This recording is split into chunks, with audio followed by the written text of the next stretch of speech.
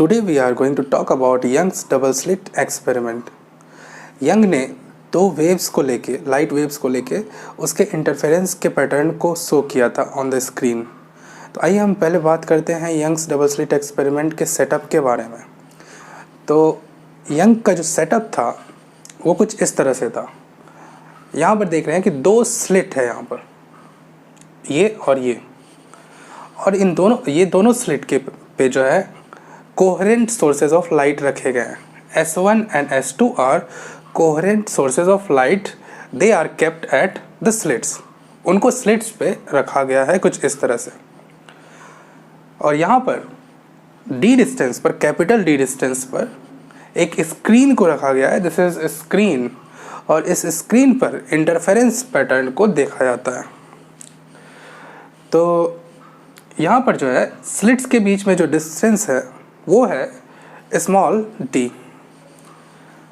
तो अब बात करते हैं इंटरफेरेंस पैटर्न किस तरह का होता है, उसके बारे में बात करते हैं।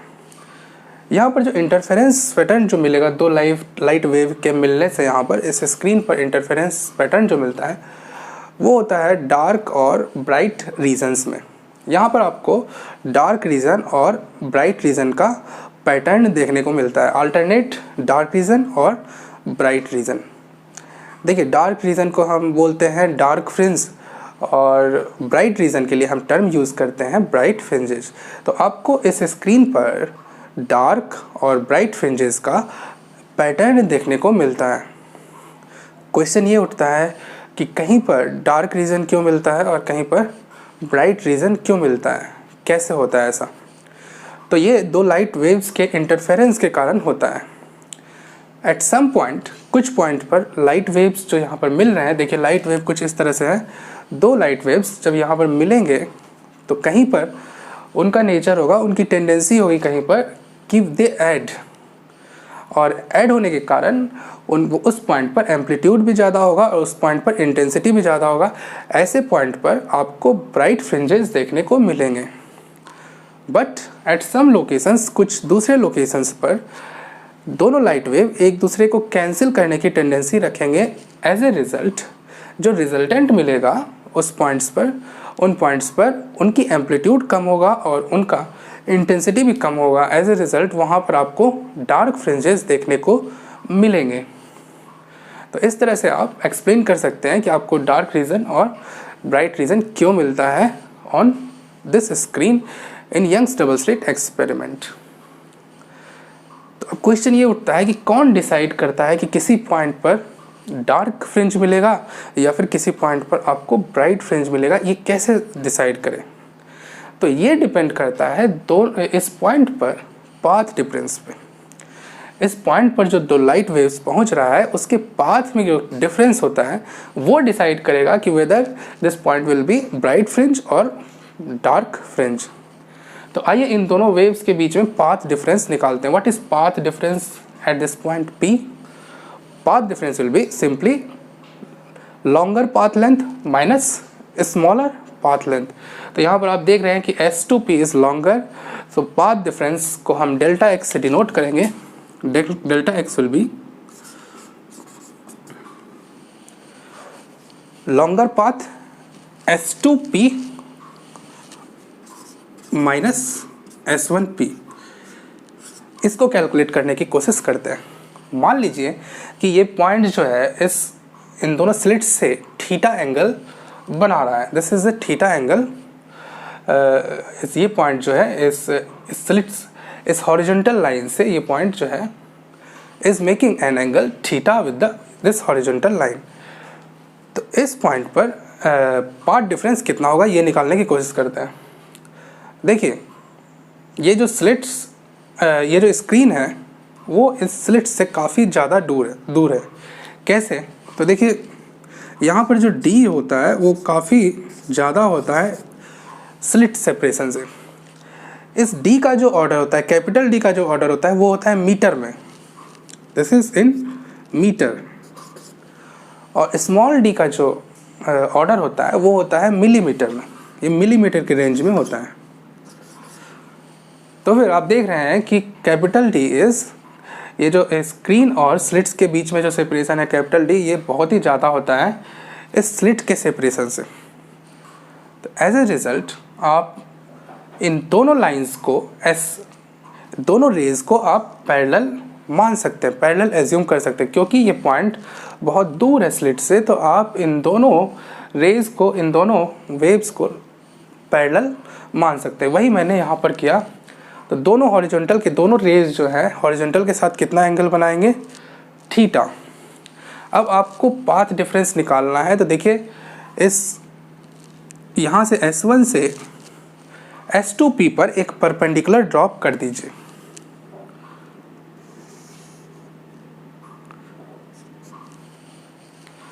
देखिए अब आप बता सकते हैं कि what is the path difference. Path difference क्या है, देखिए ये लेंथ और ये लेंथ ऑलमोस्ट बराबर है।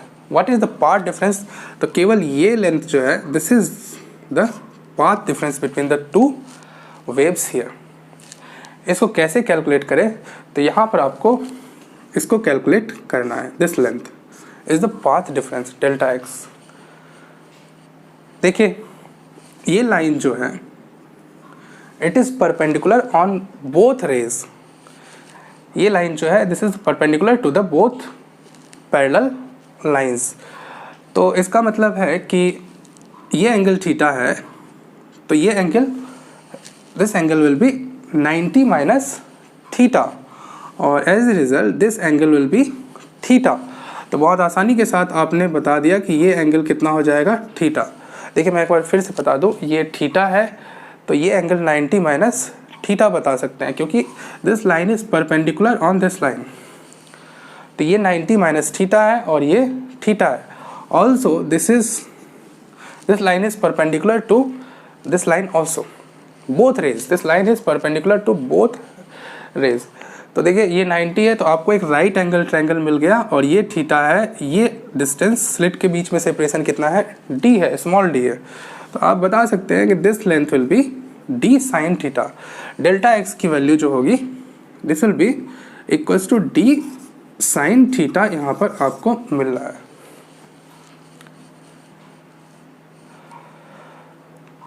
अब यहाँ पर एक और अप्रोक्सीमेशन करते हैं। देखिए यहाँ पर थीटा जो है बहुत कम पाया जाता है। थीटा की वैल्यू जो होती है बहुत स्मॉल होती है। इन केस थीटा अगर बहुत स्मॉल होगा, थीटा इज अगर स्मॉल होगा, उसके केस में आप साइन थीटा को टेन थीटा लिख सकते हैं। तो पाथ डिफरेंस कितना हो जाएगा, delta x can be equals to d tan theta, क्योंकि जनरली थीटा जो यहाँ पे पाया जाता है दिस इज़ वेरी स्मॉल। तो आप साइन थीटा को टेन थीटा लिख सकते हैं, और टेन थीटा को देखिए यहाँ पर आप लिख सकते हैं y बाय कैपिटल डी। इस ट्रायंगल पे देखिए टेन थीटा को आप लिख सकते हैं y बाय कैपिटल डी।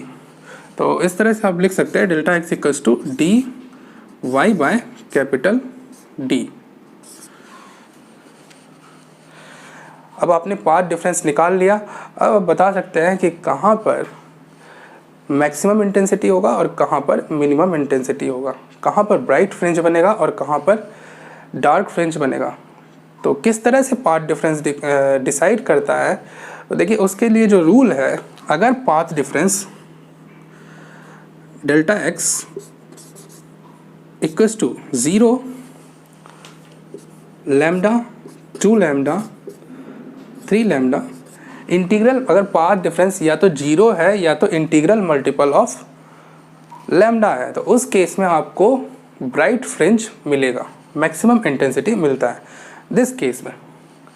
तो फिर हम लोकेशन निकाल सकते हैं इसको, आप इस या फिर एन लैम्डा, तो फिर आप ब्राइट फ्रिंज के लोकेशंस को पता कर सकते हैं।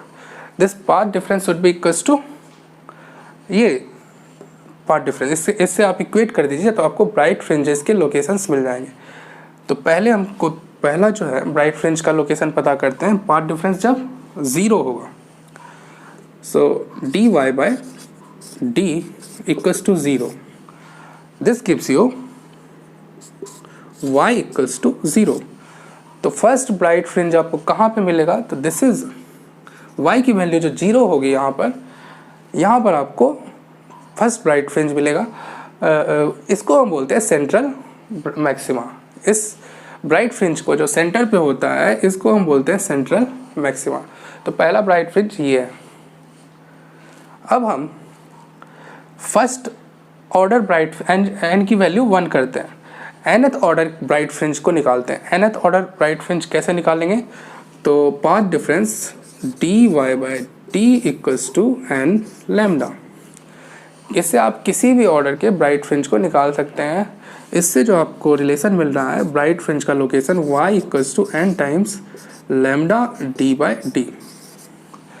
ये आपको किसी भी ब्राइट फ्रिंज का लोकेशन दे देगा। फर्स्ट ऑर्डर के लिए n की वैल्यू 1 रख दीजिए, सेकंड ऑर्डर के लिए n की वैल्यू 2 रख दीजिए, थर्ड ऑर्डर के लिए n की वैल्यू 3 रख दीजिए। तो इस तरह से आपको first second third bright fringe का लोकेशन मिल जाएगा। जैसे फर्स्ट ब्राइट फ्रिंज जो होगा, फर्स्ट ऑर्डर ब्राइट फ्रिंज, वो सेंट्रल मैक्सिमम के जस्ट बगल में होगा और उसका लोकेशन कितनी दूरी पे होगा?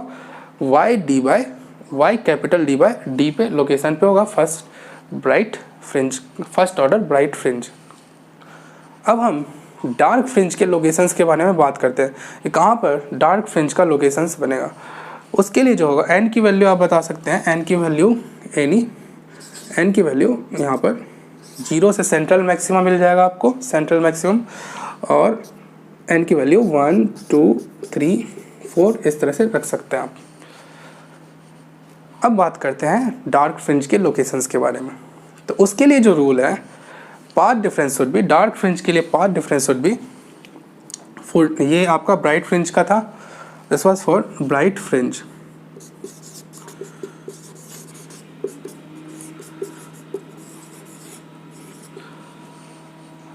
अब हम बात करते हैं डार्क फ्रिंज के लोकेशंस के बारे में। डार्क फ्रिंज का लोकेशंस जो होगा उसके लिए पाथ डिफरेंस जो होना चाहिए, delta X should be equals to λ/2 का ऑड मल्टीपल्स होना चाहिए। λ/2, 3 λ/2, इस तरह से 5 λ/2, odd multiple of n into 2n-1 into λ/2। λ/2 का अगर ऑड मल्टीपल होगा जहाँ पर पाथ डिफरेंस, तो वहाँ पर दिस डेल्टा एक्स, वहाँ पर आपको डार्क फ्रिंज मिलेगा। तो इससे आप निकाल सकते हैं, let us find the nth order dark fringe. तो यहाँ जो हम बात कर रहे हैं, ये हम डार्क फ्रिंजेस के बारे में बात कर रहे हैं, डार्क फ्रिंज। तो उसके लोकेशंस को कैसे निकालेंगे, nth ऑर्डर डार्क फ्रिंज के लोकेशन को? तो this path difference dy/d should be equals to nth order का पाथ डिफरेंस 2n-1 इंटू λ/2। यहाँ से आपको nth ऑर्डर डार्क फ्रिंज का लोकेशन मिल जाएगा y equals to 2n-1 into λ/d/2d। This is the location of the nth order dark fringe. n की value अगर 1 रखेंगे तो फर्स्ट ऑर्डर डार्क फ्रिंज मिलेगा, n की वैल्यू 2 रखेंगे तो सेकेंड ऑर्डर डार्क फ्रिंज मिलेगा। तो यहाँ पर जो आपको n की वैल्यू रखना है, n की वैल्यूज होगी, 0 नहीं रखना है, n इक्वल्स टू 1 2 3 4, इस तरह से आपको n की वैल्यूज रखने हैं इंटीजर्स। तो this will give you the locations of different dark fringes.